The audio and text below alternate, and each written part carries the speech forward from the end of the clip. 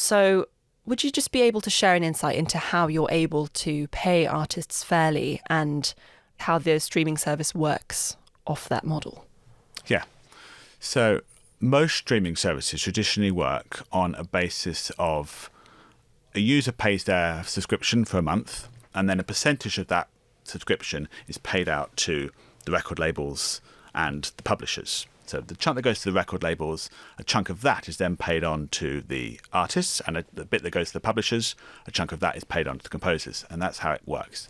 Now, the big problems for classical music in particular with this model, the way it's operating at the moment, is that there's two things. One is that a play is a play. So if you get past 30 seconds of listening, that counts as a play. Now, of course, classical music does have some 1-minute tracks, 2-minute tracks, Goldberg variations. You get through plenty of tracks in an hour, but it's also got Mahler symphonies where you're only going to get through 4 tracks in an hour. And so on the model which exists, someone listening to a Mahler symphony has spent an hour and has consumed 4 tracks. Someone listening to a new Taylor Swift album has got through a lot more tracks in the same time. And so when the revenue that comes in from the subscriptions is then divided out amongst the plays, the longer classical tracks lose out. So that's a big problem. It means that the longer pieces particularly lose out massively in classical. Now, our model is we pay per second. So if you listen to an hour's music, that's equivalent, whether that's 1 track or 30 tracks, that pays equivalent. So that's really important for classical, is pay per second. The other challenge you have in major services is that different kinds of listeners listen to different amounts of music. Now, our customers who buy from us, whether they buy CDs, downloads, or streaming at the moment, they would typically, there's obviously a lot of variety and not everyone's the same, but a lot of our customers, when they want to listen to something, will sit down and they will stop what they're doing.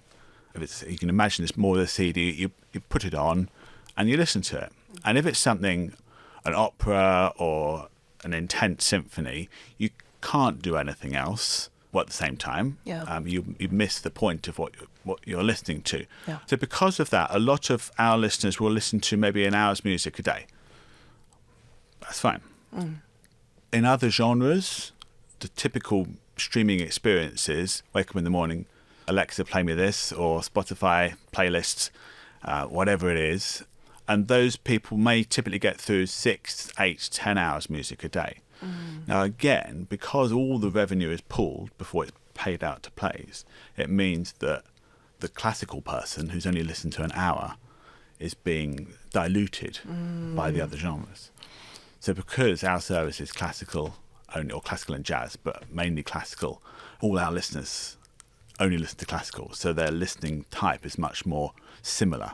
And so the amount that we're then able to pay out is much higher because it's not being diluted by all the other hip-hop and rap and the other genres. And from we looked at some of the stuff we paid out over the last year, and from the industry stats about how much a track play typically pays on other services, we're paying about 10 times the amount that they get elsewhere for the same music. Gosh. And so the subscriber's paying the same amount of money, but 10 times more revenue goes back from our service than it does if they listen to the same music elsewhere.